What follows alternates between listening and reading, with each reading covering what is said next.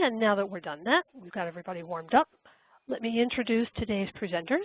We'll be starting with Laurie Schumann of Enterprise Community Partners, with some words from Jamie Ross of the Florida Housing Coalition, Armin Magnelli of Livable Housing, and Jonathan Wilson of the National Center for Healthy Housing.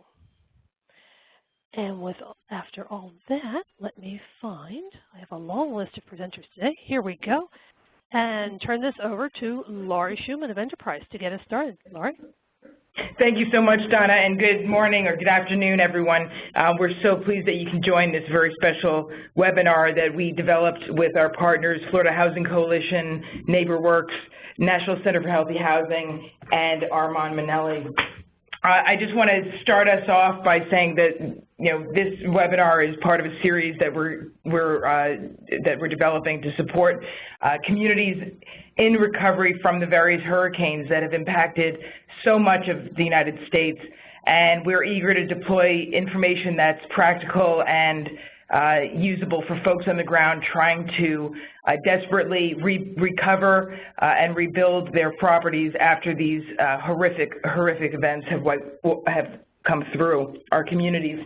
So I just want to quickly just let you know, Enterprise Community Partners has been in business for about 34 years. We work in 11 offices around the country. We work on a variety of platforms. We promote and advocate for policy that supports affordable and equitable and sustainable communities, as well as resilient communities. We develop solutions to help communities develop housing, deal with various issues related to homelessness and other concerns that communities are facing. And we also invest in affordable housing and sustainable communities. And we have been doing this for many, many years. We've, in fact, invested in close to 350,000 affordable housing units alone over the last 30 years. So, like I said, this is an event that we actually, could you go to it's on me to move to the next slide. So, like I said, this is a webinar that we developed, again, to help communities on the ground recover and rebuild. I want to also add that we have a grant program that we just sent out notification to communities around the country. Our grant program, our Community Recovery Grant Program, is aimed at supporting CDCs and nonprofit partners on the ground in the communities impacted by hurricanes. We are providing grants upwards of $50,000 to support the planning and assessment of your properties after the hurricanes, fixing and repairing your properties, dealing with business continuity related expenses, and trying to position yourselves to be resilient and able to overcome these horrific events that have occurred. That is a rolling grant process, and we will send you all the link to that after this webinar. With that, I'd like to turn over to Jonathan from the National Center for Healthy Housing, who will then tell us a little bit about what they do. Thank you, Laurie. My name is Jonathan Wilson. I'm the Deputy Director for the National Center for Healthy Housing. We have been in business for 25 years. We celebrated our 25th anniversary just last month, and we are dedicated as a national nonprofit to bring secure, healthy housing for all. Our process has been to consider everybody's needs and looking at their research needs, and then considering technical assistance that can be provided, as well as advocacy for them. So through those partnerships and research, we have provided services for over the 25 years to help people in the field. One of the proudest things that I've worked on was back in 2005, we were brought in as partners with Enterprise and with NeighborWorks to answer the question, can the houses in New Orleans that were flooded above 6 feet and had mold up to their ceiling recover from that? Would we be able to save those homes and make them livable and healthy again, or would they have to be demolished and rebuilt? And so I spent 5 months on and off in New Orleans doing evaluation and research, looking into that issue. And what we found is that, yes, you can save those houses. So I feel confident that folks that have gone through flooding in Houston, in Florida, in Puerto Rico, in the Virgin Islands, have an opportunity to preserve their homes and move back in a healthy way, and the potential to actually recover in a healthier and more sustainable home environment. So we've worked with Armand for many years. He's a wonderful presenter, very smart in this area, and I look forward to hearing his presentation again and knowing that he's going to really help those out in the field. So with that, I want to thank you, and I turn it back to Donna and then to Jamie.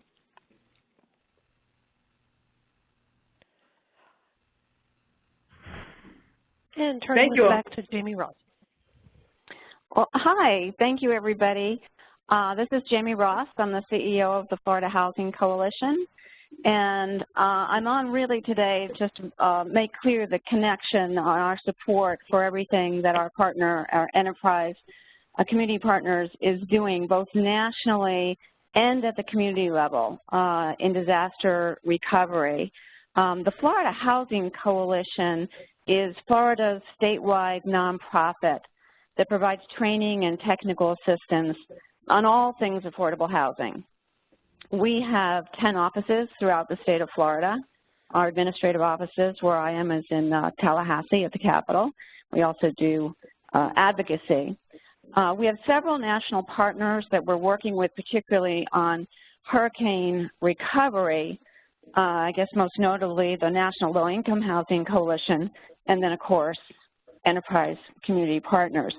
I'd like to say that our work with enterprise community partners on disaster issues really started long before the current hurricanes. And in fact, folks in Florida got pretty complacent about disasters because it had been so many years since we were struck by like 4 in a row.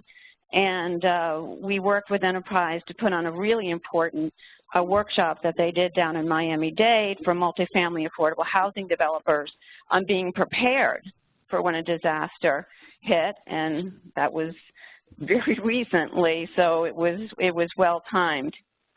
So I know that there are a lot of people on the line from Florida, and so I'd like to let everybody know, in case they don't, that the Florida Housing Coalition has a weekly hurricane housing update webinar. We do that every Friday at 1:30. It is sponsored by Fannie Mae, and it's free. So you see our website up there on your screen. All you do is you go to that website and you can register that for free. It's not limited to our members. Anybody who wants to get on that webinar can, and they're also recorded and archived. You can also hear the 2 that we've already done by going to the website. We're also working with all of the local governments in the state of Florida, particularly in our partnership with our state agency, the Florida Housing Finance Corporation. I know some folks are not from Florida on the line, so that's our state tax credit allocating agency, and also our contractor with our program for training and technical assistance. And so you'll also find on there, for those of you from Florida, a SHIP webinar that we did, and it's archived. That's for our local housing assistance offices on how to deploy money and basically everything, soup to nuts, all the forms that you need and so on for disaster recovery. So disaster issues, of course, are something we've been dealing with for a very long time. The Florida Housing Coalition has been in business almost 35 years in the state of Florida, so we've done quite a bit of this.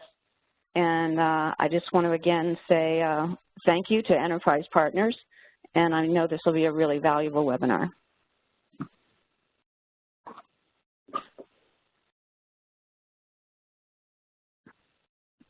Thank you all, and now I'd like to thank you so much, Jamie and Jonathan, and I'd like to now let Armand take it away. Well, hello, everyone. Good afternoon.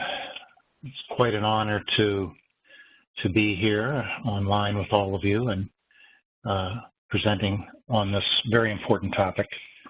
And I think we should jump right in. I want to say that we have quite a bit of content to cover today, and hopefully this will be valuable and interesting to all of you. So thanks to all the folks that have supported this, and this is my contact information. I'm in sunny York, Pennsylvania today, calling in from there. And before we really jump into the content, this is the polling, series of polling questions that we wanted to ask each of you. Donna, do you want to direct people to the correct controls again? Absolutely. In case you joined us after the introduction, we're just going to be getting some quick feedback from you all. So if you look toward the bottom right-hand side in the participants list, under your name, again to the bottom to the right, you'll see a little icon, looks like a megaphone. If you click on that, you'll get a lot of options. We're just going to be using the yes option today. And as Armin asks his questions, if the answer for you is yes, please click the yes button and we can get an idea of our responses right away. So Armin, take it away. Okay, so obviously first question, have any of you, do any of you know or have you experienced yourself stormwater above first floor level? Answer yes if that's true for you.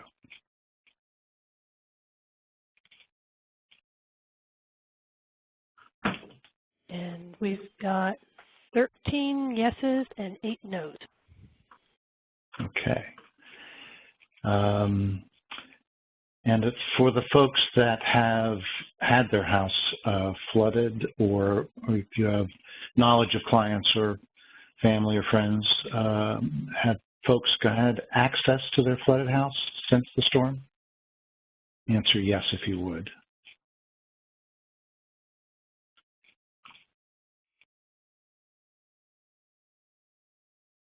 And we've got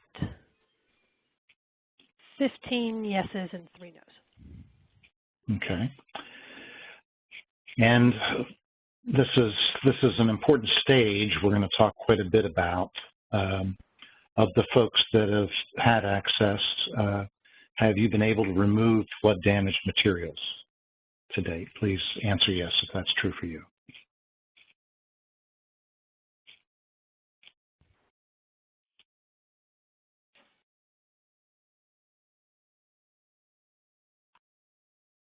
And we have 11 yeses and 7 nos.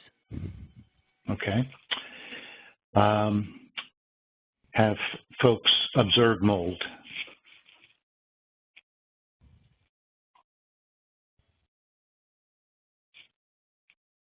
Yeah, that one's jumping up. And are we at it? Okay. Looks like we've got 17 yeses and 3 nos. All right. This next question may not be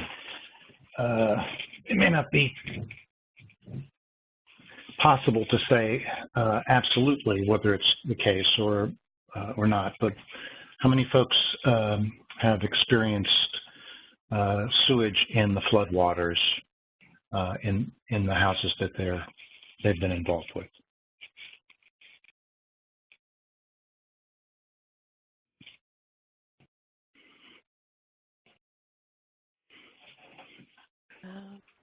Not as many. We've got 6 yeses on that and 5 nos. Okay, good to know. And how many folks are aware or have folks in their households with respiratory problems?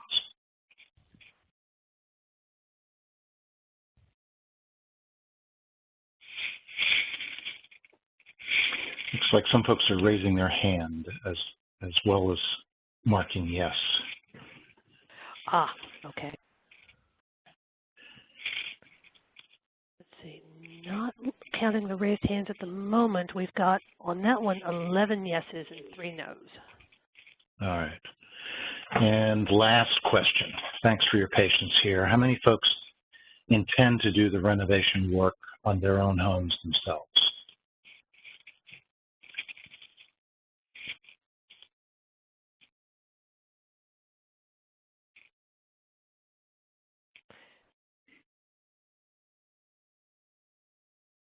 And it's neck and neck. No, it looks like the no's have got it. No sevens, 7 no's, and 6 yeses.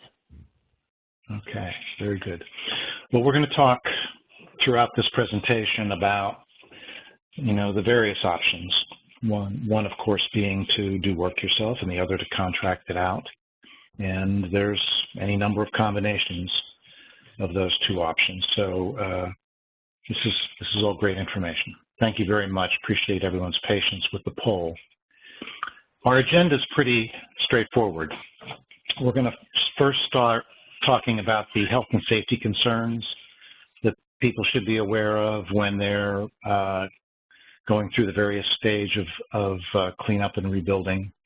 And then we're going to talk about methodologies for doing that very activity, safe cleanup and rebuilding strategies. We're going to also take a sort of an optimistic look at this process and consider some opportunities to improve the housing that we're going to be working on. And then finally, we have a few resources that we want to recommend to folks that they can investigate later. And so jumping right in to the content here.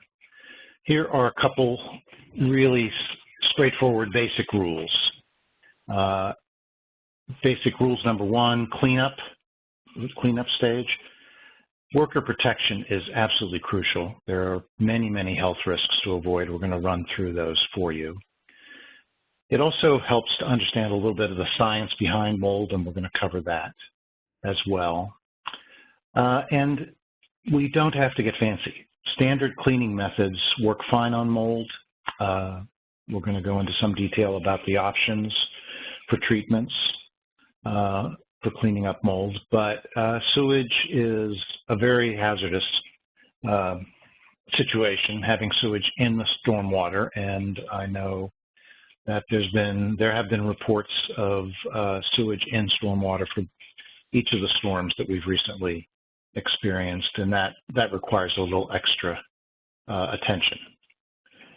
And then for the rebuilding stage, basic rules to keep in mind are we have to get the buildings dry before we close them in. And so if we're removing materials like drywall, any kind of plaster wall coverings, any kind of wall coverings, we want to make sure that the structure is absolutely dry before we add finishes. There are a few additional treatments that we're going to talk about that can help to avoid future problems and to some degree minimize the risk of mold growing back at some later date. And again, this is an opportunity to renovate to a healthier and more sustainable standard. So let's talk a bit about just the moments in time when people are exposed to health hazards during this process. And first off, as soon as people go back to inspect, there is some risk of just walking in the building can create some risk for you. There's an especially strong risk to being exposed to mold once you start disturbing any of the components of the house. And so we'll talk in detail about that, but our recommendation is always be very cautious when you start moving things around. There's also health hazards, obviously, during the clean-out phase, and some folks have no place else to go, so they go back into the building and set up housekeeping in the building before renovations are absolutely complete. So that's a problem. And then during the construction phase, and even if you've done a complete remodel, there's some risk post-construction if we haven't gotten rid of all the hazards that we should have. So throughout the process, there are some risks. And the hazards, obviously mold, everyone's very aware of that. And one of the things about mold is that when it's active, it's clearly a problem, but even when it's inactive, when we have essentially killed the active spores, they still pose health risks. Bacteria in sewage and black water are very, very clearly a hazard. And then we have the standard housing hazards that can be compounded by flooding and demolition work, electrical hazards, structural hazards, hazards with other kinds of contaminants.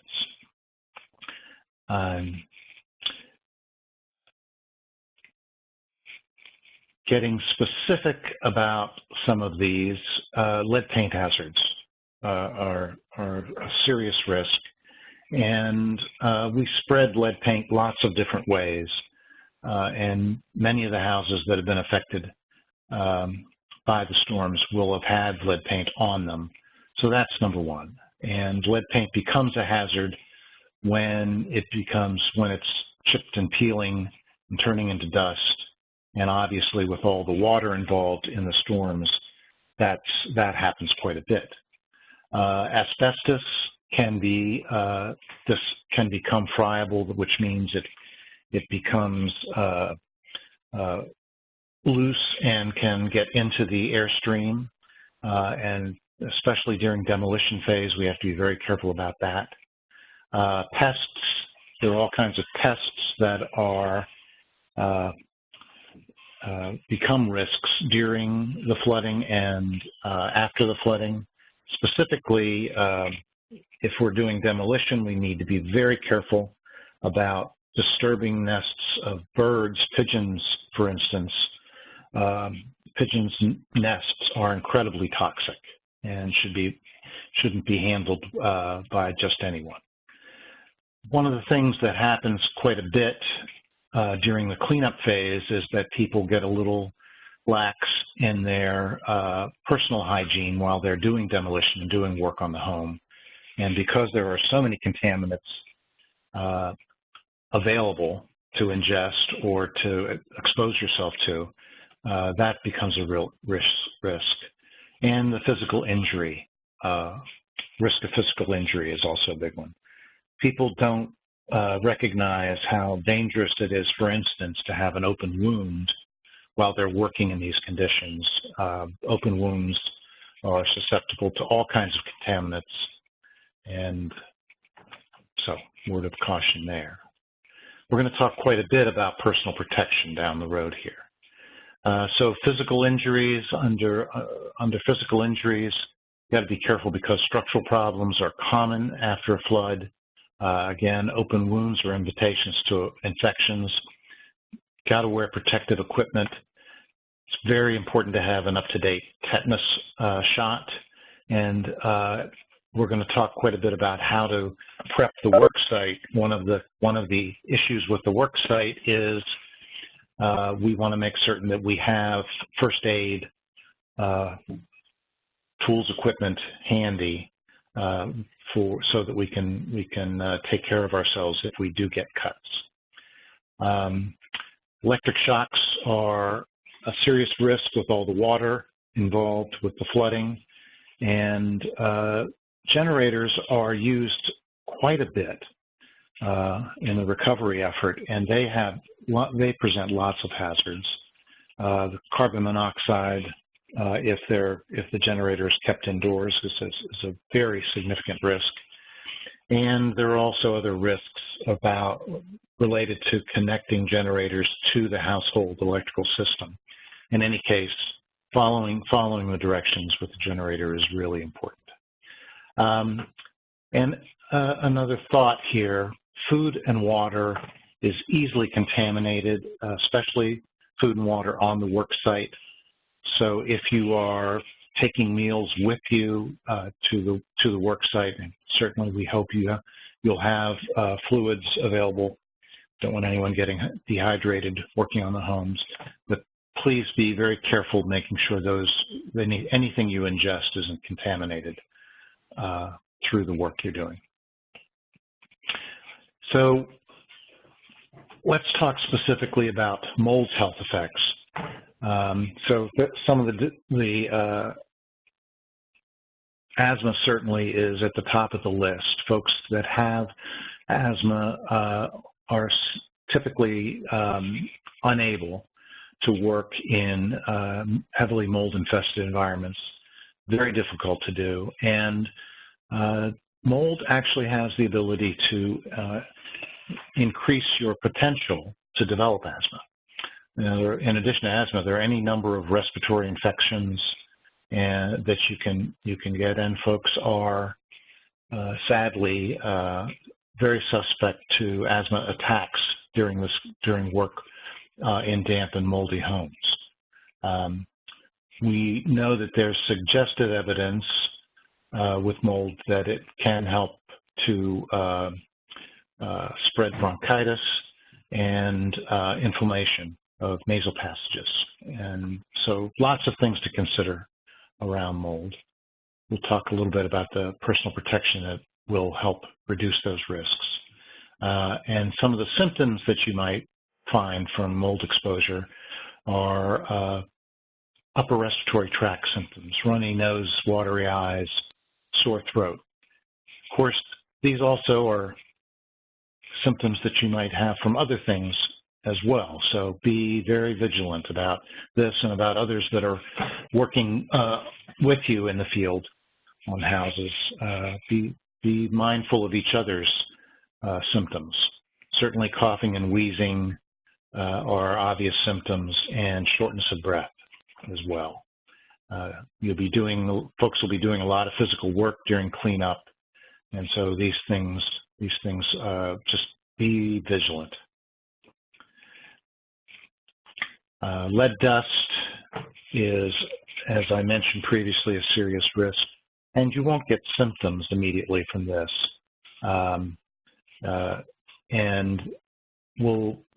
The other risk that I mentioned specifically was carbon monoxide as a contaminant and fuel burning equipment on site, specifically generators. Couple of the other risks that we've become recently very aware of are propane tanks and car batteries that have been in the flood. They are both tend to be very dangerous and need to be handled very carefully after they've been submerged in flood water. A word of caution there. So here's a quick quiz. No need to go through the polling for this one, but most important factor influencing mold growth is it temperature, light, moisture or water, or organic matter? Most important would be moisture. Moisture is what tends to encourage dramatic growth of mold. Certainly temperature and organic matter are necessary as well, but there is mold everywhere. Even here in my office in sunny York, Pennsylvania. Number two, molds have the potential to cause health effects such as allergic reactions. Well, we just covered that. The answer to that's obvious. That's true.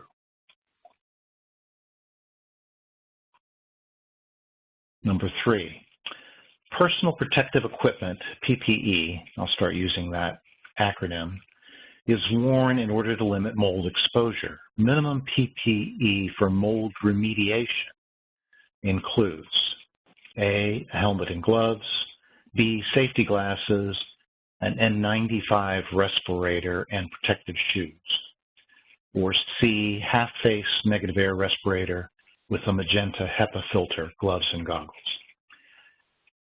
There are many folks out there that suggest an N95 respirator is sufficient, but Jonathan and I both strongly believe that C is the correct answer here.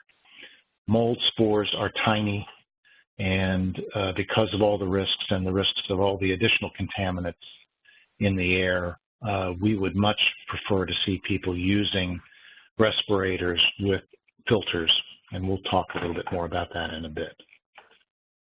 Number 4, water-damaged furnishings and building components should be dried within 24 to 48 hours to prevent mold growth. This is a pretty standard statistic that you'll see, and that is true. We believe that to be true as well. That would be the ideal. And I believe this is the last question. Mold cannot be eliminated from indoor environments, so mold spores will be found floating through the air and in dust. However, they will not grow if moisture is not present, and that's true. It is moisture that really accelerates mold growth. We've talked a little bit about this already.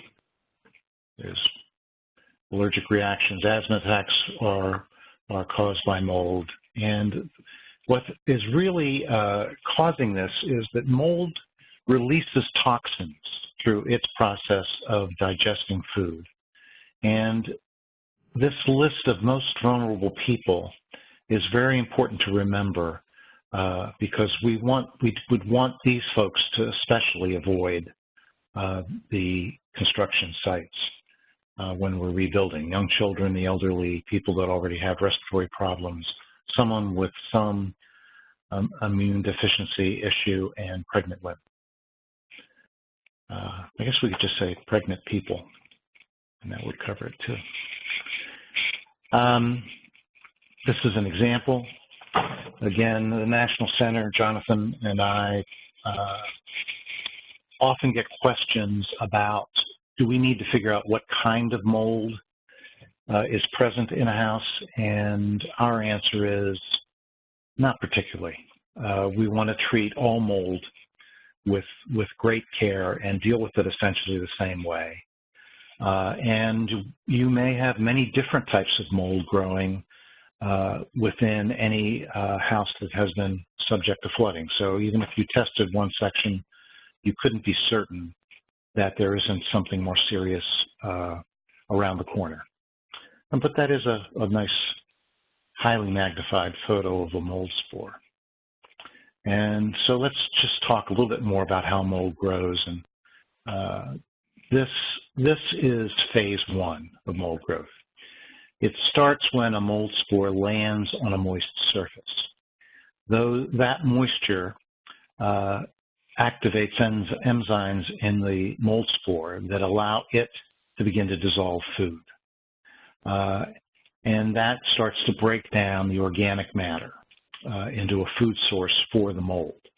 And so by organic matter, we're talking about things like the drywall facing on the paper facing on drywall, on wood surfaces, but even surfaces that aren't organic, if they have just common dirt on them, can be a source, because dirt can be a source. Even the dry spores can begin to activate and absorb the food source. So the second phase of this, the spore begins to germinate, producing these filaments, the hyphae. They extend, and this organism starts to go a little crazy. It gets to spread out, digest more food, grow more, and the process has taken hold at this point. Eventually, the hyphae grow very thick. This is kind of what we see in extensive mold growths, and it forms kind of a protective covering for the spores. And the organism now starts to generate additional water on its own, and so it multiplies its potential to dissolve food and spread. And even when the food source runs out, there's incredible risk, or when the moisture goes away. Mold growth can slow or stop, but the spores then will focus on reproduction, and they will start spreading their offspring so that the process can begin again. And this is what makes mold so dangerous in the restoration process. Its ability to spread millions and billions of these spores into the atmosphere. A couple other terms, just so you know, this is a little geeky, but the hyphae, you may hear this term mycelium. That's the mass of the mold.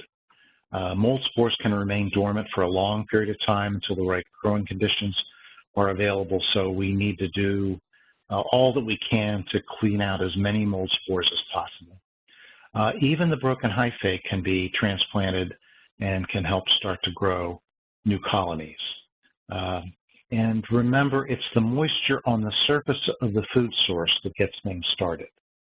So that moisture is what we really need to address first and foremost when we start to clean up after a storm like this. We need to make sure that we are removing as much moisture as possible from the environment to minimize future mold growth. This is this next series of slides.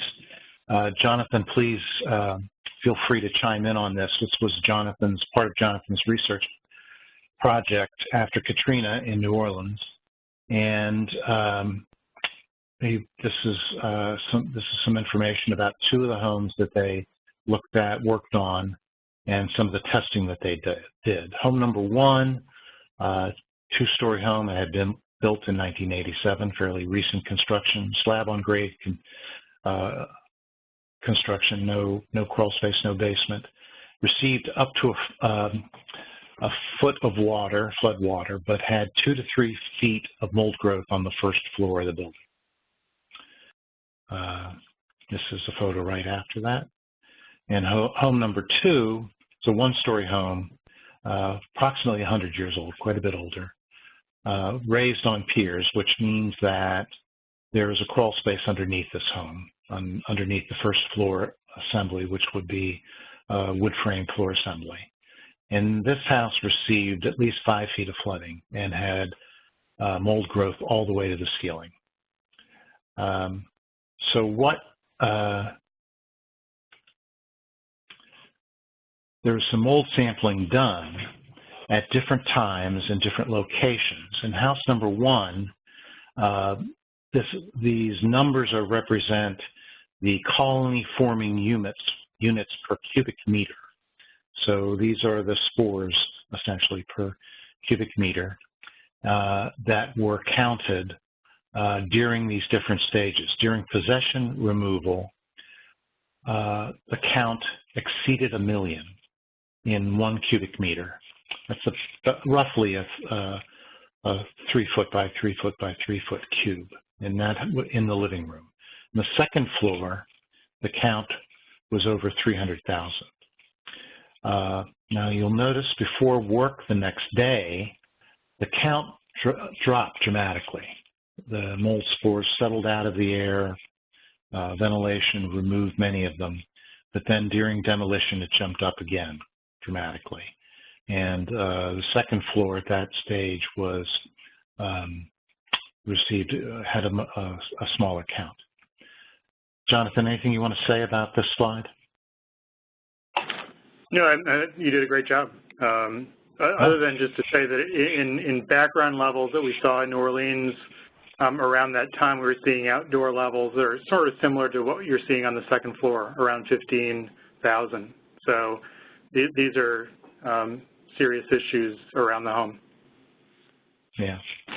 And then in the second house, before work started, the levels in the living room were 34,000. Several days later, the count was much lower, although the count was interestingly higher outside at that point.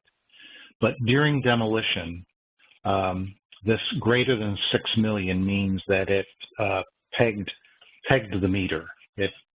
The mold spore count got beyond what the equipment could measure. And just for reference, 1,000 is a typical indoor reading in in any place that we are at the moment. That would be a pretty standard spore count any place. I can do this math. 6 million is a lot more than 1,000. So the lesson there is we need to be very cautious when we're doing activities that could disturb the mold spores, put them into the air, and begin to spread them even more. And so personal hygiene, I mentioned this before. We strongly suggest setting up a clean area, a break area, having a place to clean up whenever you need to with first aid kits, drinking water, and having this well away from the work area and protected. When you're working, even if you're using protective clothing, you can spread all kinds of things that you don't want to spread just by moving around in your protective clothing. Talk a little bit more about that in a minute. So one of the documents that we highly recommend is this field guide for the cleanup of flooded homes. This was a document that the National Center developed after Katrina, and we have used this in several disasters since then, and it is, I believe, a very good, straightforward document that gives great guidance about how to address these programs. We will make a PDF of this available to folks, this document, but I'm going to go through an outline of what's in the content of this for you, because it also serves as a very good outline for what we recommend. And just, please read the acknowledgments and disclaimer in the document when you get it, when you download it. And one of the key points here is that absolutely it is important to get trained remediation professionals to do mold cleanup if you have mold growth of 100 square feet. And honestly, we need to be very cautious, even with smaller areas of mold growth. And in terms of hiring mold remediation professionals, know your state regulations. There are regulatory requirements in Texas, for instance, around this. We want to avoid contractors that recommend fogging or spraying chemicals wholesale throughout the house. So we're going to give you some good information about using simpler techniques that spread fewer toxic chemicals in the cleanup process. If you can possibly get more than one contractor to give you a quote, we know this is a difficult thing to do in the aftermath of a storm, but if you can, try to get more than one quote and try to check references. Again, we know this is challenging, but if at all possible, it is a really good idea. Another thing that we like to recommend is to have a third party inspect the work that your mold remediation professionals do. And in some states like Louisiana, they actually regulate that the person that does the inspection and clearance testing not work for the contractor that did the cleanup. You always want to have some sort of written documentation of the inspection findings that could be important to you down the road. And these kinds of reports are very clear about when it's safe to rebuild, meaning we're talking about here the phase where you're hiring somebody to come in and do the cleanup work, get rid of the molds and other contaminants, and being ready to rebuild. That's an important stage, and you want to document that things were done well up to that point. There are a couple national agencies that certify mold professionals. This presentation will be available to folks that are participating, so you'll have this information in hand in the email that you'll be sent. We always recommend that you use asbestos certified professionals for if anything you suspect contains asbestos. And there are some states where some of the chemicals that we will recommend need to be applied by a licensed pest control operator. That may be necessary. And most of all, in terms of worker occupant and safety, again, I've said this before, but people that have asthma or other allergies or respiratory conditions, have weakened immune systems, children and pregnant women should not do this work and should remain out of these homes until the work is complete. They're very vulnerable. So let's talk specifically about worker protection.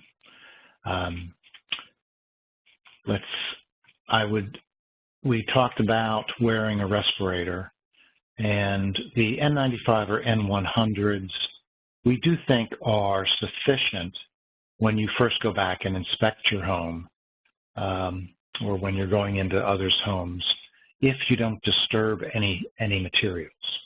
And that's a challenge to not disturb anything, but the mold spore count gets very high as soon as you do. That would be the paper filter mask, the N95 or N100. And we like the one that has a valve in it that allows you to exhale freely.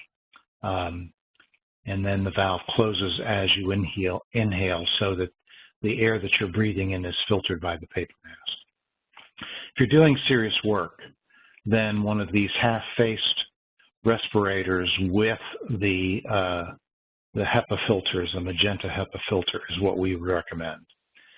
If you have a beard, these half-faced respirators are not sufficient, and then you should jump up to one of these powered air purifying respirators. Respirators really should be fitted carefully. It would be ideal to find a vendor that will fit you for the respirator that you're going to use. And not everyone's respiratory system is up to using a respirator. Respirators do reduce the amount of air available. And so be very conscious of developing any kind of discomfort or breathing difficulty if you put on a respirator. That it may not be a good idea for you to be using one. Eye protection is incredibly important. Liquids and dirt get airborne. If you get something with contaminants in it in your eyes, you can do serious damage. Should always be wearing goggles and safety glasses or a full face shield. Wearing a hat with a brim is a really good idea. Protects you from getting things in your hair to some degree, obviously, but the brim can protect you from getting extra material in your eyes. Always have eye wash handy on the job site. There's lots of potential for doing damage to your ears, your hearing system. Earplugs can be very important. And folks get all kinds of cuts on their feet during these kinds of activities, cleanup activities, rebuilding activities. Heavy work boots are very important. Excellent foot protection is really important.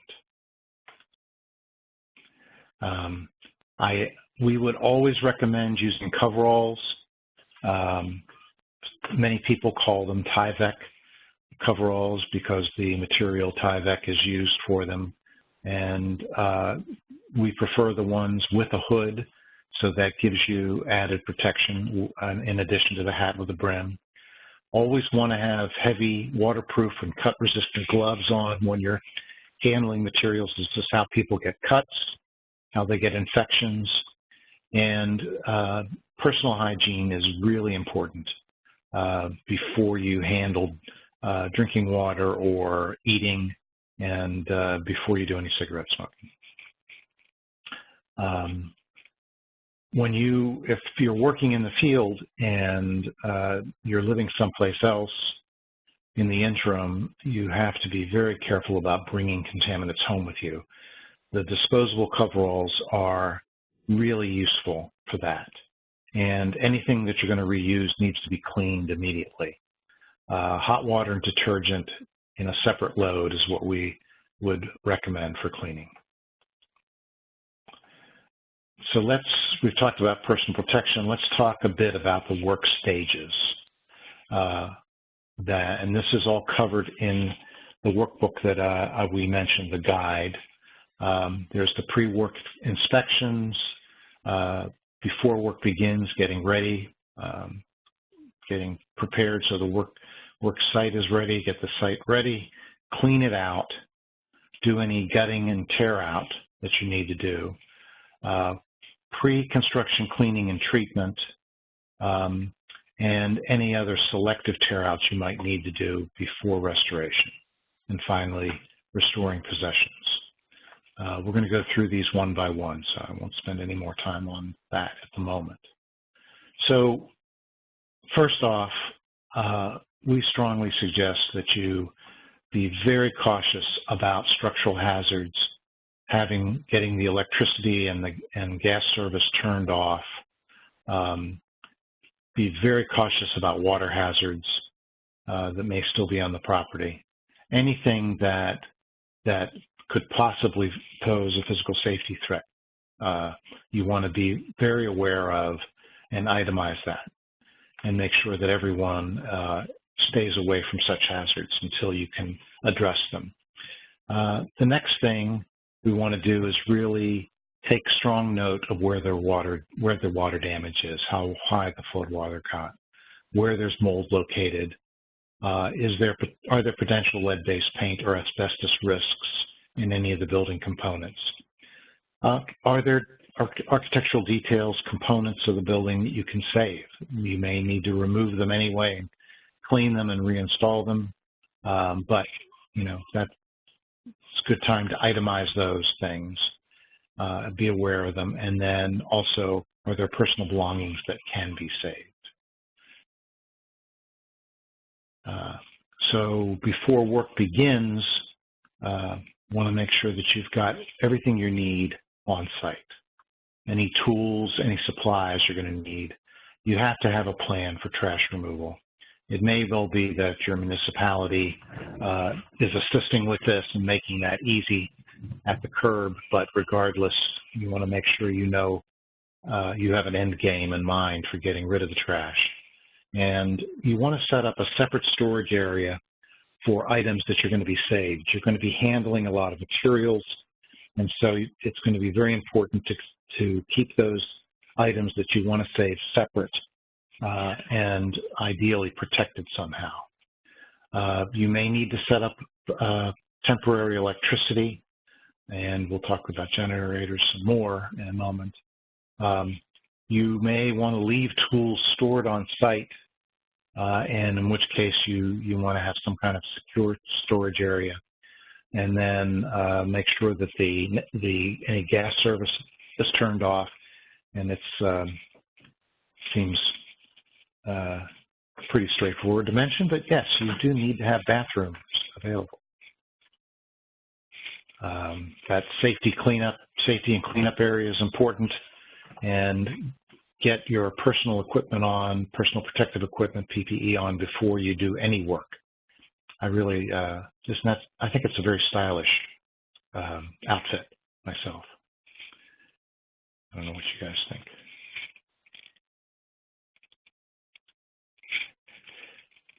One of the things that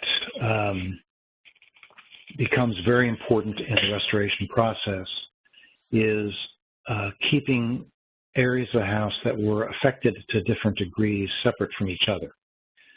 So an example, for instance, would be if it's a two-story house and most of the damage is on the first floor, separating the first and second floors so that you don't spread contaminants to the second floor in in the process of cleaning up the first floor. It may also be that sections of the house on the same level have different levels of exposure or damage. Again, separating those areas with plastic sheeting in the doorways is important.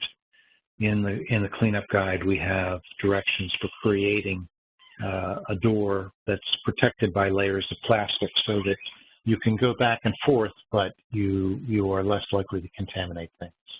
And again, set up a things to be saved table. You may even want to lay down a plywood path to help avoid any kind of structural damage, any kind of hazards that are in the way while you're doing cleanup. The plywood will make it easier to drag items out and to roll wheelbarrows out, of debris out. It can be very handy to make sure you have a smooth pathway. Think through carefully about ventilation. This goes hand in hand with that idea of separating space. If there's a clean room on the second floor, for instance, we want to make sure that any kind of ventilation strategy that we have does not introduce contaminated air into that clean area. Think very carefully about where the air is going to go that you exhaust from the house. Fans are very valuable tools, fairly inexpensive way to ventilate a house. We'll talk more about the drying of the house in a bit, but whatever ventilation strategy, drying strategy that you settle on, make sure that strategy is not spreading contaminants around. So let's say we've now gotten to the clean out phase. We want to ventilate while we're doing this because there's going to be the potential to spread mold spores. Just do things in order. Remove small items first, then remove larger furniture second, remove appliances last, cut and remove any wall-to-wall carpeting.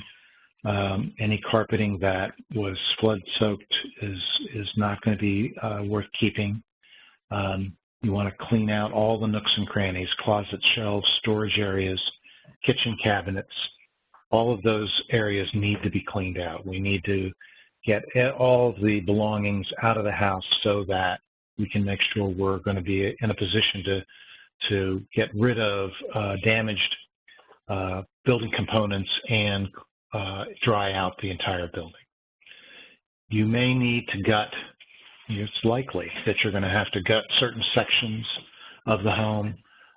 Again, think through what materials you may be able to save. Sometimes there are architectural materials that are better than what you could buy as a replacement. But make sure we keep them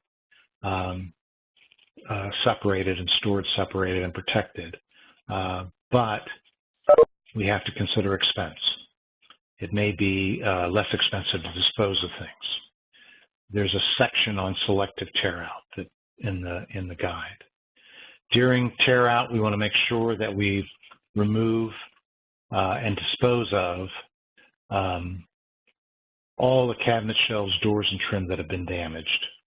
We want to tear out drywall and plaster ceilings that have been damaged or have mold growth, and then remove drywall and plaster from the walls. We suggest strongly working from the top down, and we suggest very strongly that you clean up as you go. Clear out a section of the ceiling, tear down a section of the ceiling, clear that out of the way, and then work on another section of the ceiling. One of the huge risks for injury is to be working in a pile of debris.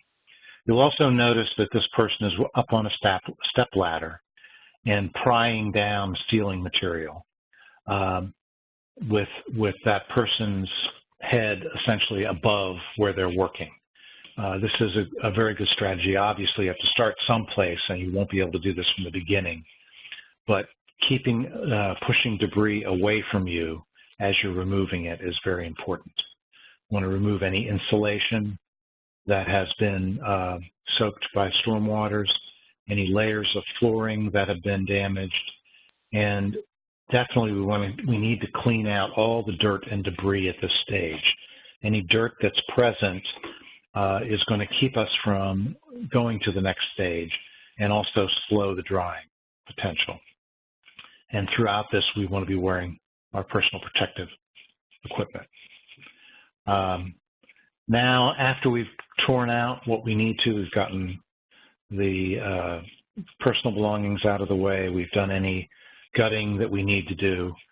Now we want to prepare the surfaces for rebuilding. And for that, we want to see everything vacuumed, and we recommend a HEPA vac, H-E-P-A vac. That is a vacuum that does a very good job of filtering very small particulates. Incredibly important dealing with mold. The illustration here shows someone with a backpack vacuum, which can be a very handy thing, as you can imagine. We want to wet clean all the wooden surfaces that have been exposed to mold or chemical sewage contamination. And this is just soap and water. Household detergent, laundry detergent, simple basic detergents do a great job of cleaning this out. And this is very important. And we need to do this at this stage so that when we get to the drying stage, you're already cleaned out. Hard surfaces you can treat with a very mild bleach solution. And after we've gotten all of the contaminants cleaned up, then what we're going to recommend is a simple borate solution. We'll talk a little bit more about that in a moment. And then we're going to try and dry out the building. We're going to aim for moisture content for wood of less than or equal to 15%. We know that there are many contractors out there that will suggest treating with fungicides. They are very strong chemicals. They carry some risks with them. We know that the soap and water treatment works well, and as a matter of fact, the EPA recommends soap and water as the treatment to use. We want to be very cautious about applying anything on the structure at this point that could be a coating that could hold moisture in. We want to avoid any kind of coating that has a perm rating of less than 5 or greater. That's what we're looking for. Now, when we talk about this cleaning and treatment stage, drying out the building is really important at this stage, and the ideal would be to bring in commercial dehumidifiers and air scrubbers and all kinds of really cool gadgets to, as quickly as possible, dry out the building. Our experience is that there just aren't enough of these units available to do everyone's house. If you can find one, if you can get the equipment in, you can afford it, it's a great option. LSU, Louisiana State University, has done a bunch of work in this area. They recommend if you can't get hold of this kind of commercial equipment, then combining running air conditioning and electric resistance heat at the same time is another way to dry out the building. You want to make sure that the condensation that is drawn out of the air by the air conditioner is directed away from the building. That's very important, obviously. But you essentially dehumidify when you run an air conditioner. If the crucial thing to keep in mind here is that we want to have cleaned out all the contaminants before we run any kind of forced air system, because we don't want to start spreading contaminants in the ductwork. So that clean-out phase and cleanup phase is very important to get done before we get to this dry out phase. I hope that makes sense to folks. If you're not able to run an air conditioner, then you're going to have to rely on simple ventilation with fans and just opening up the building as much as you can. The way we determine that we've gotten the moisture level down sufficiently is to use a moisture meter. These are devices that are typically calibrated to read wood moisture content as a percentage. And as we said before, we're aiming for 15% or less. And having a good moisture meter in this kind of work is really important. The wood is what we are most concerned about at this point because it is such a inviting organic material for mold to grow on. Certainly we want the masonry structure as well to be as dry as possible, and we need to get anything else, any other building components dry as well. And again, you know, if there's any sign that insulation, for instance, is holding moisture, it should be removed. Here's a word about the HEPA vacuums. They can be a little bit of an expensive investment. You can get a reasonable level of HEPA vacuuming using a standard wet-dry vac with a HEPA filter installed. And these things are fairly easy to come by.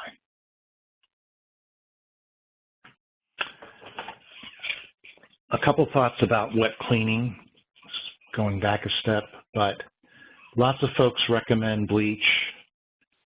Bleach can create its own health hazards. Some people are very sensitive to it.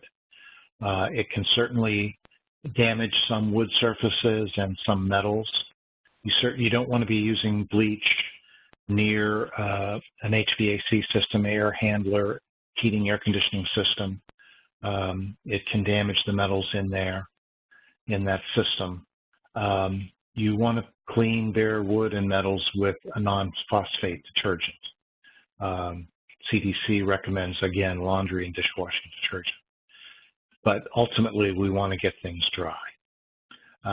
It is useful to use a diluted bleach solution, 1 cup of household bleach to a gallon of water to clean hard surfaces.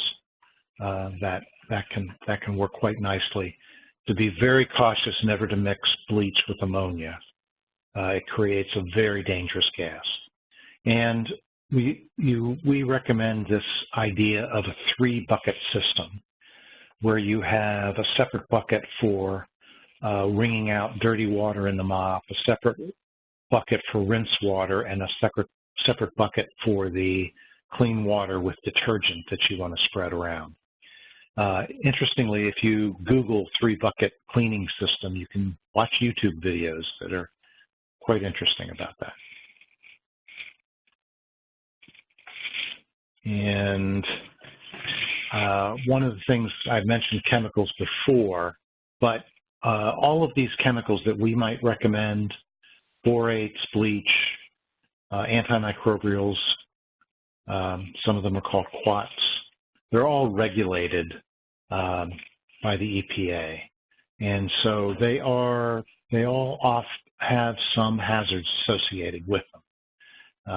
And so we need to be cautious and handle any kind of chemicals carefully. The way to find out what the specific risks are for anything that you might use for cleaning or treating surfaces is to look up the safety data sheet, the SDS, for that product. They are readily available. Even the big box stores, websites often have direct links to the SDS for the products they sell, and certainly the manufacturers have them available. Strongly recommend taking a look at that. You know, there are some chemicals that are disinfectants that can be used in mold cleanup. These are 2 examples, DDAC and ADBAC. I always get tongue-tied when I try to say the entire word, the series of words, so I'm not going to bother and embarrass myself. but there are some good chemicals out there.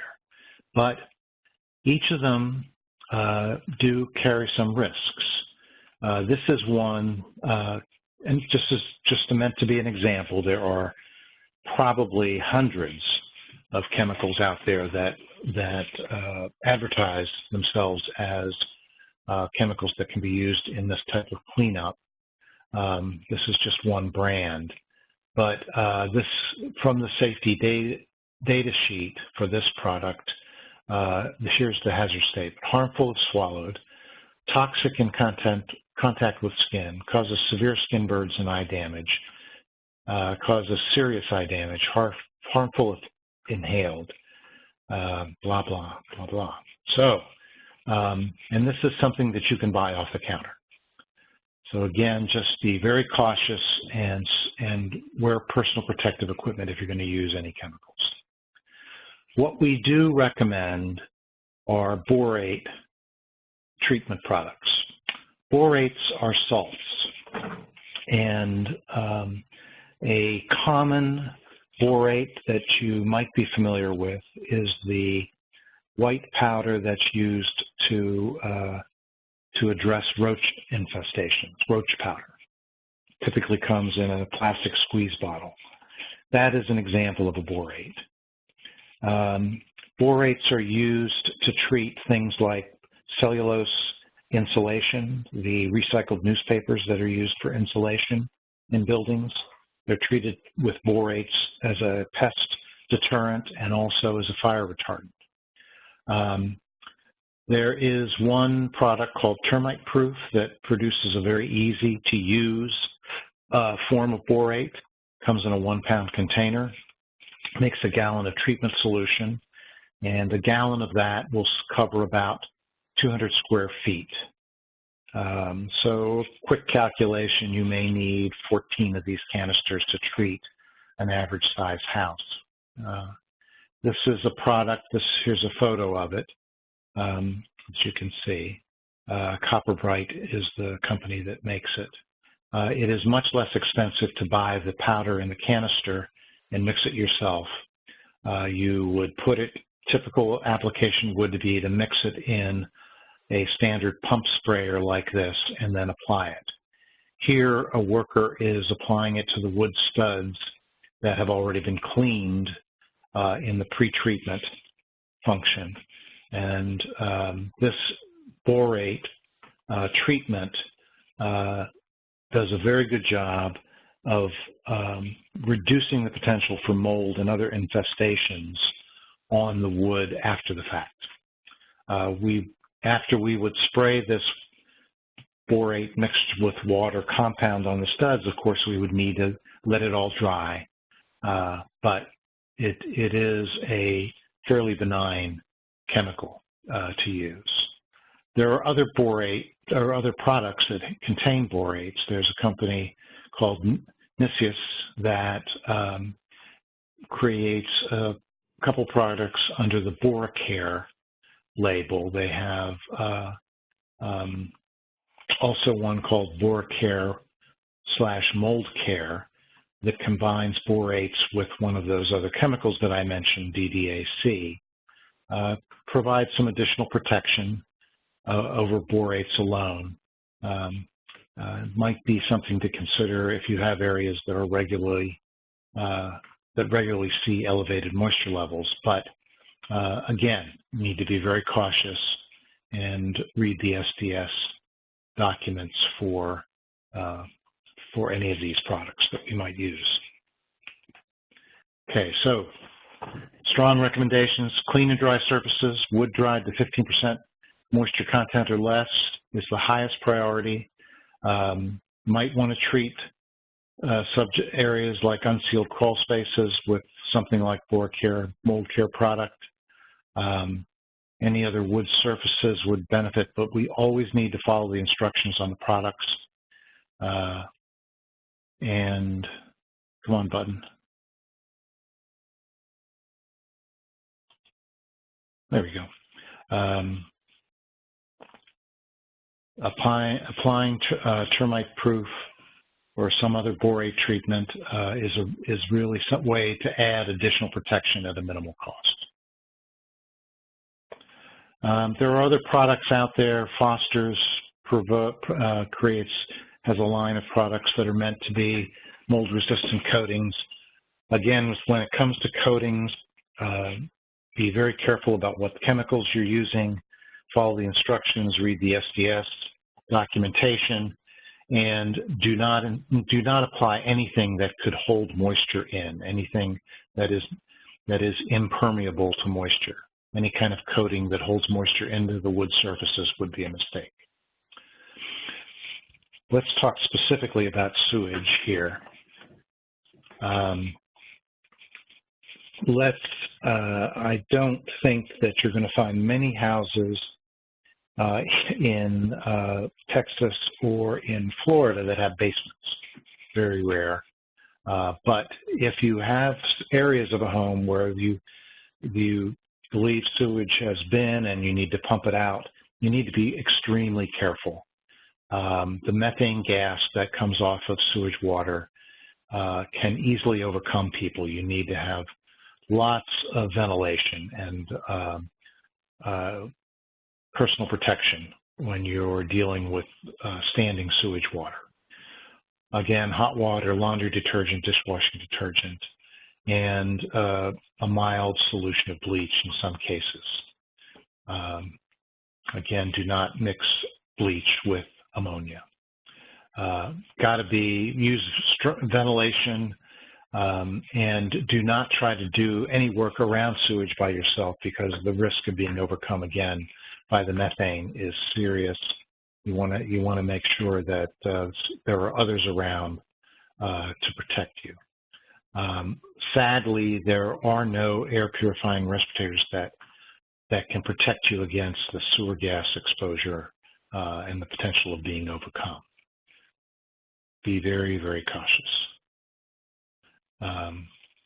So if we're doing selective tear out and cleaning, we want to make sure that we clean up as we go.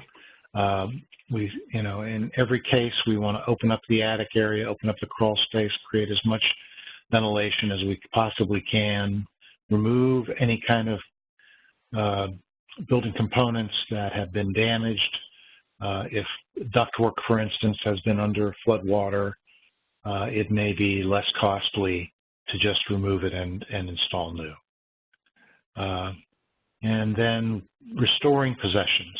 We have found that it's possible to restore some personal possessions. Wood furnishings that are still in decent shape, have not delaminated or warped in any kind of destructive way, may be able to be cleaned and maintained, possibly needing refinishing. Clothing, drapery, and other cloth materials can possibly be cleaned. You may want to go to a laundromat for very large loads of things like that. And china, glass, jewelry, smooth surfaces, surface materials can be cleaned. Electric appliances are very tricky. They can see serious damage if they've been underwater or subject to high levels of humidity and moisture. They can be subject to corrosion.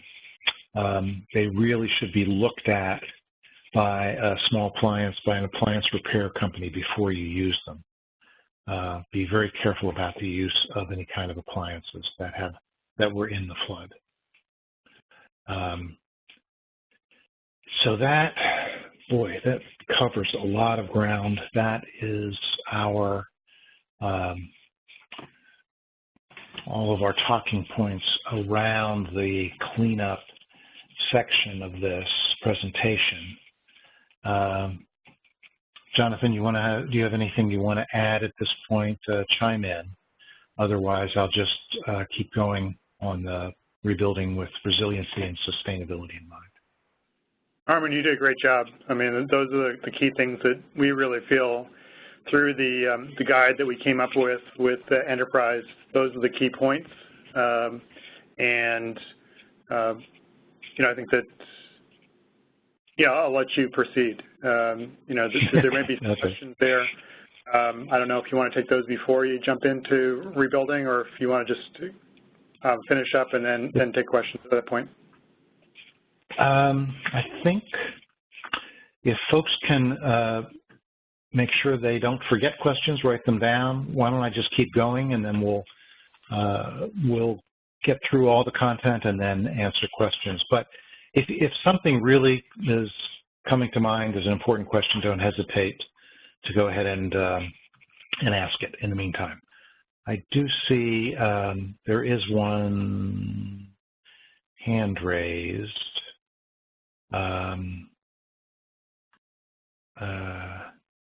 I don't think that's a question. Okay. All right. Very good. Thank you. All right, here we go then. Let's rebuild with resiliency and sustainability in mind. So what we mean by this is that if we're going to replace components, we want to choose components that have as long a life cycle as we can afford. Components that resist moisture in the future, and components that don't bring contaminants into the living environment. Things that are easily cleanable, especially high wear areas like flooring or wall surfaces in high wear areas, or areas or surfaces in kitchens and bathrooms subject to a lot of moisture. We want to make sure they're easily cleanable. And in general, we want to put things back in the house. We want to replace components with components that require less maintenance. That's what we're talking about. Things that we would ask you to consider would be upgrading insulation levels, and hand in hand with insulation, air sealing, reducing air leaks. We believe that there are many, many reasons to do air sealing, not just to save energy, but insulation performs much better if it's done in conjunction with air sealing. We want to recommend that you use low VOC products that have lower levels of volatile organic compounds, essentially products that don't smell. And we want to suggest that this is a great time to upgrade ventilation in the house. And we'll talk about a couple different types of ventilation that we'd recommend. It is, again, an opportunity to upgrade your heating and cooling systems and domestic hot water systems. They may require replacement because of the flood. And just generally speaking, using better finishes. It does not cost as much as you might think to use really good paint finishes as opposed to cheap paint finishes. So much of the cost of painting is in the labor and the prep work. And within this list, we would also suggest that any kind of equipment that can be elevated so that they are less susceptible to flood damage in the future, things like HVAC systems and domestic hot water systems, that would be a good thing to consider as well. When we talk about insulation, we're talking about insulating the building envelope. Many products can be used. Any of these types of insulation work well: fiberglass, rock wool, cellulose, rigid foam boards, spray foam. They're all good products. Some are better in some applications. I think we're going to talk a little bit about some of the options with different types of insulation. Wall finishes, one of the standard choices is, are you going to go back with standard drywall, or would it be more sensible to use a paperless drywall? There is quite a bit of a price penalty. I just this week priced drywall from one of the larger distributors in Houston, and I would assume that this pricing proportion is going to be fairly consistent anywhere close to there or in any of the states affected by the storms. A 4x8 sheet of half-inch drywall, standard drywall, costs $7.70 from this distributor and $16 for the paperless drywall. Paperless drywall essentially has a fiberglass mat on both sides rather than the typical paper mat. So there's no organic material for mold to grow on, and they do hold up better in high moisture areas. And when you use paperless drywall, you should not use paper tape for seaming. There are tapes that are compatible with the paperless drywall. So that's another thing to consider. Certainly flooring, we would strongly recommend thinking carefully about putting carpet back in. Smooth, cleanable flooring surfaces are so much healthier. Carpet tends to hold so many contaminants in it. And in many cases, refinished wood floors, ceramic floors with an area rug over top would make sense. Resilient floors, vinyl floors, or linoleum floors would be an option as well. Let me talk about air sealing here for a few slides in a row. When we talk about air sealing, what we're trying to do is reduce the air leaks that are part of the building frame. The wall cavities in all buildings tend to create pathways for air leakage. When we're in the summer, the pressure tends to be higher pressure area for this airflow tends to come from the attic into the house. In the winter, it reverses. In the winter, you can all picture, I'm sure, heat rising. That we always say heat rises. That is not exactly correct. The truth is that warm air rises. Heat doesn't rise.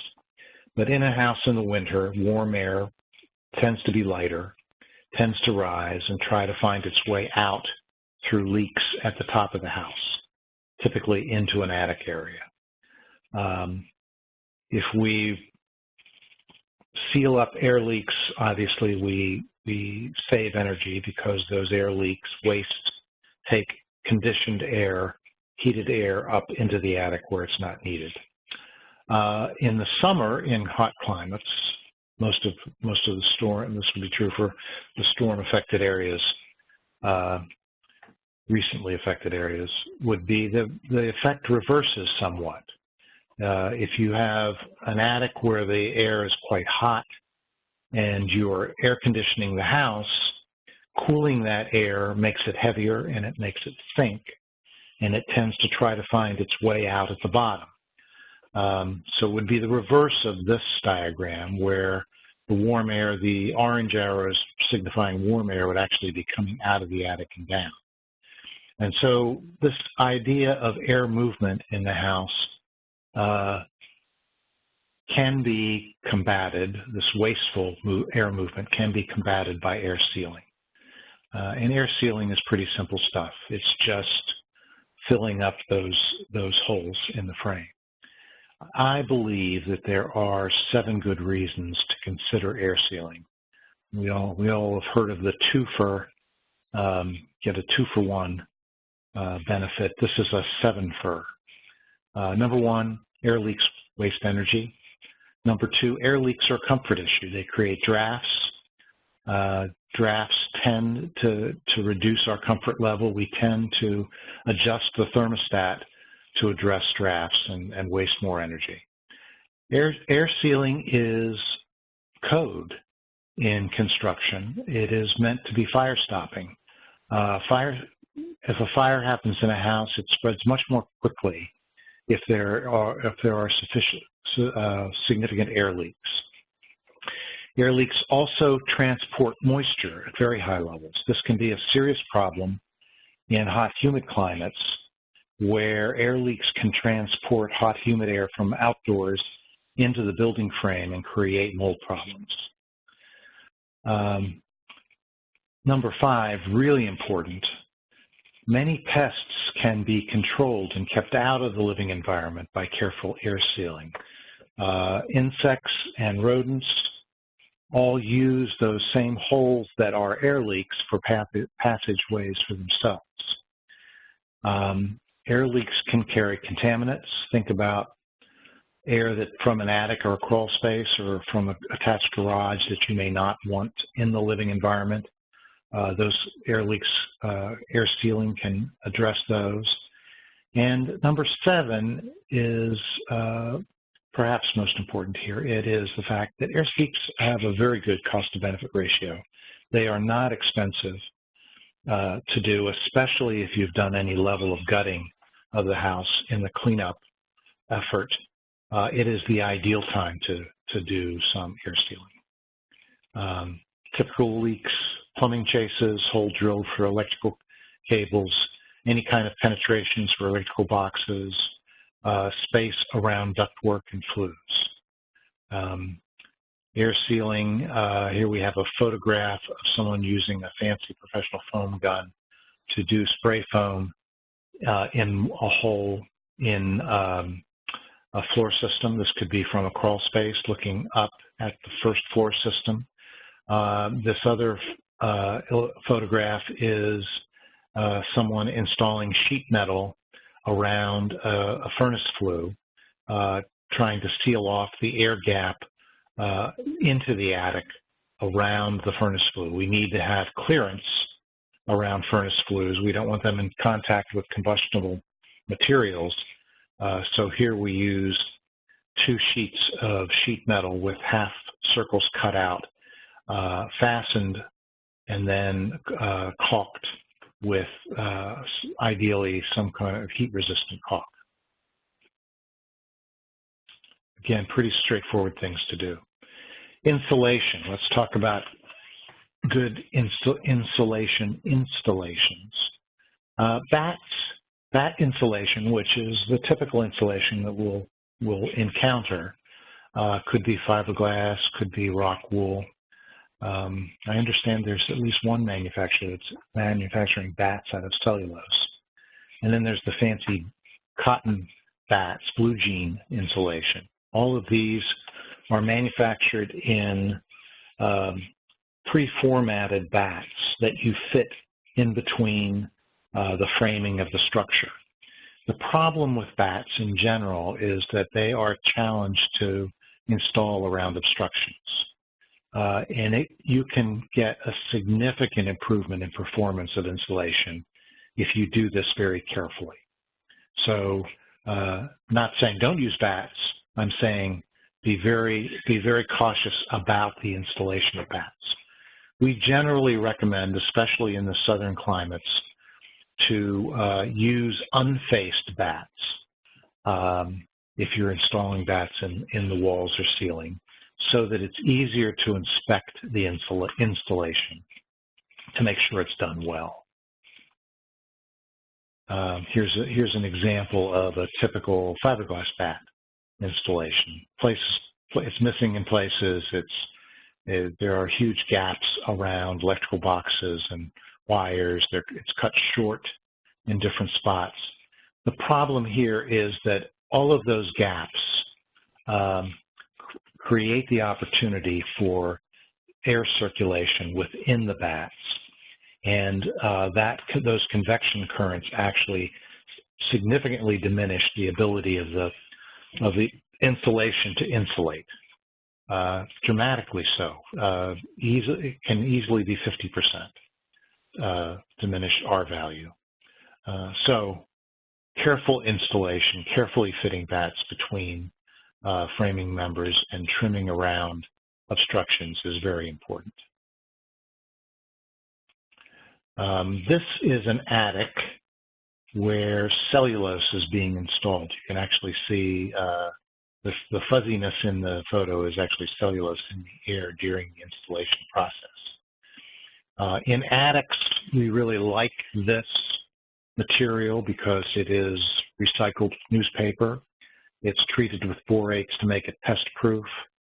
The blown insulation does a great job of filling in cavities, fairly low cost in terms, comparatively speaking, material to use.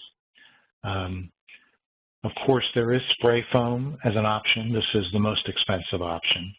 There are, this is spray foam being installed on a cathedral ceiling. There are two types of spray foam, open cell and closed cell spray foam. Open cell spray foam, the big difference between the two is that open cell spray foam allows moisture to move through it. Closed cell does not. And closed cell has roughly almost twice the R value of open cell. So closed cell, not surprisingly, is the more expensive product, but it tends to be the better product, especially in the previous slide where we were looking at this installation in a ceiling. We would definitely not recommend open cell spray foam there. Closed cell would be the appropriate choice. We wouldn't want moisture moving through the foam into the roof deck and causing a problem. Here's a spray foam installation on walls. This was open cell spray foam. It's sprayed in, it expands past the surface of the stud walls, and then it's trimmed back with a saw so that it's flush with the face of the studs. Here is another option, spray-in option of loose insulation. Either fiberglass or cellulose can be installed this way. And in this installation, the fiberglass or cellulose is mixed with a small amount of water to dampen it, and then it's sprayed into the stud cavities. Afterwards, it's sprayed in so that it overflows the cavities, and then they have a device that comes back and scrubs the excess off, which is recycled and reused. Creates a very neat installation, and it fills in all the nooks and crannies around receptacles and wires and pipes. If this is an option, this is an excellent way to insulate. You can also spray fiberglass or cellulose into closed wall cavities, so that may be an option. I always caution folks in the situation after storms.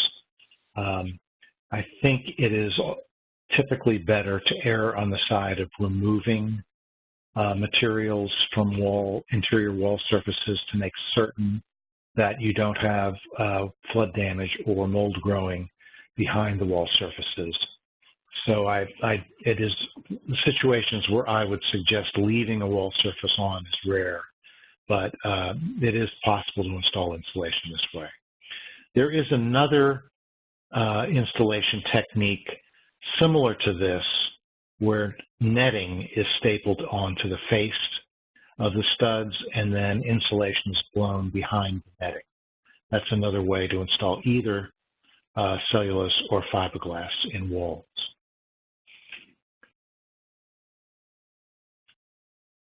I think we're going to get through all the slides. This is amazing to me. The payback for windows and doors is typically not quite as good as insulating and air sealing in terms of reducing energy costs, but there's plenty of reasons to reduce them. After storms like this, if you have wood windows, you could also say, well, vinyl windows or fiberglass windows might be a better choice in the long run because they're much less likely to be damaged in the future. They are a more resilient material. Vinyl is, in general, not my favorite material, but there are pros and cons to everything. One of the other things, the fairly inexpensive strategy that we highly recommend when we're installing new ductwork especially, but even if you're working with existing systems, is to make certain that the ductwork is all sealed, all the seams are sealed. If you're using flex duct, the inner liner gets sealed to the metal boots that connect it to the system. If you're using metal ductwork, sealing all the seams, the longitudinal and horizontal or circumventing the seams that circulate the round duct, all of these should be sealed. We recommend a very inexpensive duct mastic, which is just a peanut butter-like consistency material that can be spread on by hand. This becomes extremely important if ductwork is located in unconditioned space. Throughout Florida and Texas, and I believe in Puerto Rico as well, possibly the Virgin Islands, ductwork is often located in the attic or in the crawl space, and those spaces are typically not conditioned, meaning they're not insulated. And so sealing ductwork that runs in those spaces and insulating that ductwork in those spaces is very important.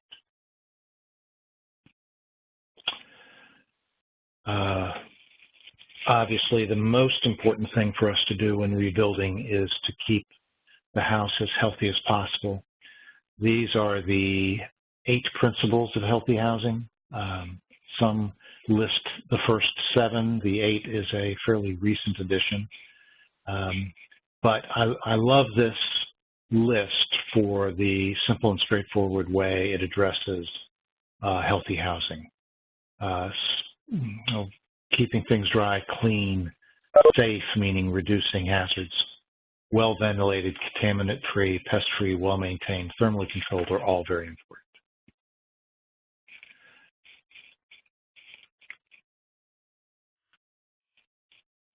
And so controlling moisture, one of the ways we keep the house dry is to provide adequate ventilation. We believe strongly that all bathrooms should be vented with fans that vent to the outside, that all kitchens should have a kitchen range hood that's ducted to the outside, and sometimes that a whole house ventilation scheme should be used, especially if you're going to invest a lot of money in air sealing and insulating. Whole house ventilation may be a very important strategy. We think that using integrated pest management, which is to a large degree sealing up all the entry points for pests, is a very good way of controlling pests. It's very healthy. It doesn't bring poisons into the living environment to control pests. It essentially uses exclusion as a technique. Making sure that you don't oversize HVAC equipment actually has some health benefits. Controlling hazards like carbon monoxide, lead paint, and radon is extremely important. Using materials that reduce the VOCs in the living environment is very important, and especially formaldehyde. Formaldehyde is a type of VOC that has been proven to be a carcinogen. All of these things are important to improving the healthy environment. This slide is going to be a little controversial in some areas that were affected by the storms because there are some areas that were affected by the storms that really don't typically use gutters and downspouts. But the point here is that drainage away from the foundation of the building is very important. Moving storm water, rainwater away from the house is very important. Gutters, downspouts, and good grading tend to do a very good job of that. Even if you don't use gutters and downspouts, making sure that the grading around the building moves the water away from the building is very important. In new construction, we can get fancy. We can do foundation drains, even if it's a crawl space or if there's a basement. But in renovation work, grading and possibly gutters and downspouts are important strategies that that these relate so well to that keep it dry strategy, as does this idea of good ventilation. This photo of this range hood when it was installed was not a two-tone range hood. It was all white. This gives you a sense. This is a recirculating range hood, and the grease that it recirculates just goes back into the atmosphere. There is very good science telling us that the particulate from cooking is a real health issue and something to be avoided, and that's why we think this is a great opportunity to install ducted range hoods that move cooking contaminants out of the living environment, including the moisture from cooking. And there are some good whole house ventilation options to consider as well. In this, we would suggest getting a local weatherization firm or home performance firm involved in thinking this through, or a mechanical ventilation firm that knows what they're doing. This is an important strategy. One of the things that we see that's really problematic is improper dryer venting to the outdoors. Dryer vents are incredibly prone to clogging with lint. Smooth metal dryer duct is really useful, and outlets that don't capture lint are very important, and keeping those ducts maintained is very important. The number of household fires created by clogged dryer ducts is alarming, and it serves to get the moisture out of the building better. This is a slide meant to sell the idea of integrated pest management. I'll do this very quickly. Really what we want to do with pest management is bring the carrying capacity of the building down. We want the building to be less hospitable to pests. So in this graph, we have pest population on the vertical side of this graph, and over time, the longitudinal side. And the idea here is that if the carrying capacity of the building is way up here, if the building does have the carrying capacity to support a fair amount of life, we can knock populations of pests down temporarily with chemicals, poisons. You know, if it gets too high, we can apply poisons that'll knock the population down, but they will come back. And the issue here is we haven't changed the carrying capacity of the building. What we want is to get the carrying capacity way down. And the way we do that is by controlling and intervening in the availability of food, water, and shelter. And I would say access as well.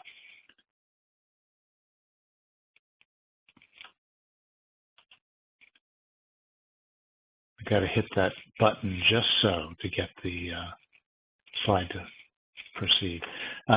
So when we talk about air sealing and IPM, these are the basic tools. Caulk, this copper mesh is a very handy tool for blocking bigger holes. Rodents can chew through caulk, so the copper mesh does a nice job of creating an additional barrier. Roach powder is a fairly benign borate that can be used as an insect control, always following directions of all of those things. IPM just means sealing, is mostly just sealing up these holes, these access points. Here the copper mesh is getting stuffed into a hole where a drain line's going, and now after that caulk or spray foam will follow. Sealing up holes in walls, here sealing the gap between wood paneling and fireplace. Any gaps, any access points would be good to seal up. And that includes sealing up holes on the outside of the house. Here we have someone applying a caulk to the entry point for the refrigerant lines and power lines for an HVAC system. So this is our the extent of our presentation. I would love to answer questions at this point. What I'd like to reinforce is that idea of the stages that we talked about very early on. Wear good personal protection, clean out the building thoroughly, get rid of damaged materials, clear out any dirt, scrub the building down, vacuum with a HEPA-vac to get all the mold spores out that you possibly can, dry the building out, treat it with a borate solution or very benign chemicals to reduce the potential for mold growth over time, and then dry the building out thoroughly before you rebuild, before you add new finishes, and then think about making the building more sustainable, more resilient by upgrading during the rebuilding process. Boy, I think that does it for me. Thank you, Armin. At this point, I'd like to open up for questions, and obviously there was just a ton of information in those slides, and not to worry, the full slide deck plus a recording of this webinar will be made available to all attendees. We try to get the link out within 24 hours, so with any luck, you should be getting it tomorrow. And that way you can have those slides to keep in perpetuity. In the meantime, though, if you have questions, feel free to type them into the Q&A box, which is located on that lower right-hand side of your screen. And we will see if we can get Armin or Jonathan to answer them for you. Also, just a reminder, while we're waiting for your questions to come in, when you leave the session today, you will be taken to a very brief, I promise, very brief evaluation form. We'd really love to get your feedback, and would most appreciate it if you could fill that out. And scanning for questions. Could it be that my presentation was so incredibly thorough that there's nothing left to question? Can't be true. Can't be true. Can't possibly be true. Well, I don't know. I think I hear an audience that is simply stunned with all this information. Let's see. I'm gonna give it another second or two, see if anything comes in. Okay. Oh, here's one. Is borax borate? Yes. 20-multene borax was a detergent that I'm dating myself by speaking of this product, but it was a detergent with borates in it. It's the same thing. It's essentially a mineral, a salt.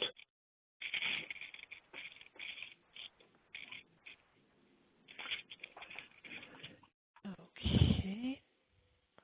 You know, I think question marks next to names. Some of those were responses to our polling questions. We're getting okay. And I can follow up on that a little bit. So, you know, the ultimate element is boron on the periodic table. The active ingredient in many of the products that Armin was talking about is a type of boron salt. The short version is called DOT. So it may be slightly different, the stuff that's in the laundry detergent. It may be a slightly different configuration of the salt, but it's in the same family. Okay.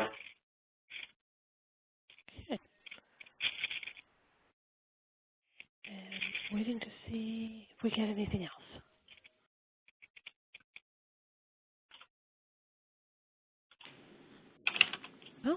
All right, and we're just a minute or so before end time, so let's assume that every question was answered, but if not, send them in to, oh, hold it, we got one right at the very end here. Let me see if I can pull this one up. I'm having trouble with my screen.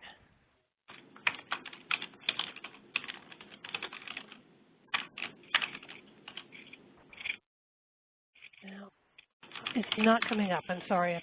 One from Victoria. Victoria, I will try and get that back to you. It looks like you're getting your question answered by. Okay, we're good. All right. With that, Armin or Jonathan, do you have any final wrap-up words for us?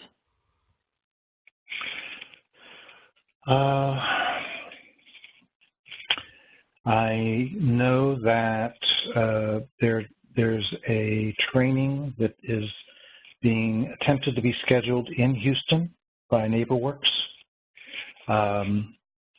this month, middle of the month in Houston, and there'll be an opportunity for folks in that area to have an in-person training, where we'll be able to go into a little more detail. Excellent. And from NCHH, we're happy to be a resource. So if people have other technical questions that come up afterwards, you have my email, or hopefully you do, jwilson@nchh.org, and happy to field them for you. Terrific. Thank you.